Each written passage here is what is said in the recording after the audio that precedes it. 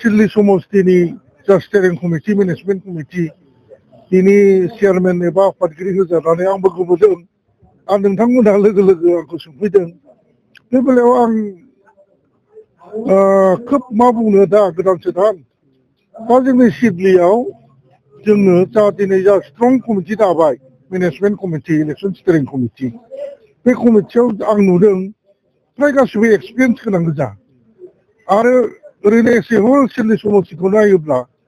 मोनब्रै बिटिसिनि मोनब्रै बियाब जा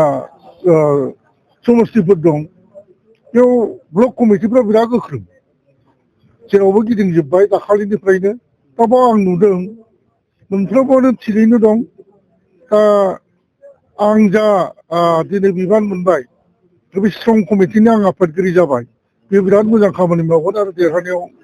जेरैखि जाया जों नाजागोन होननानै आं सानो आरोखि बुंनो थाङोब्ला सिडली बियाबा इउपिपिएलनि दखलाव दंखायो एमएलए बियाबा बे बेलायावहाय थारैनो नोंथांमोना फैगौ बिसायख'थियाव गोरलैयैनो देरहागोन इजियैनो देरहागोन जों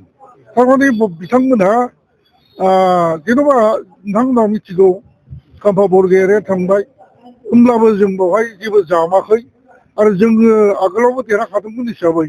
एबार गोरलैसिनसो जागोन होननानै आं सानो आरो आं खामानि मावफेरनो मोनाखैमोन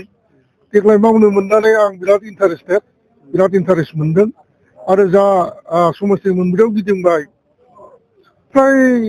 बांसिननिफ्राय बांसिनसो जोंनि पद चेयारा फैगोन आं मिजिंथियो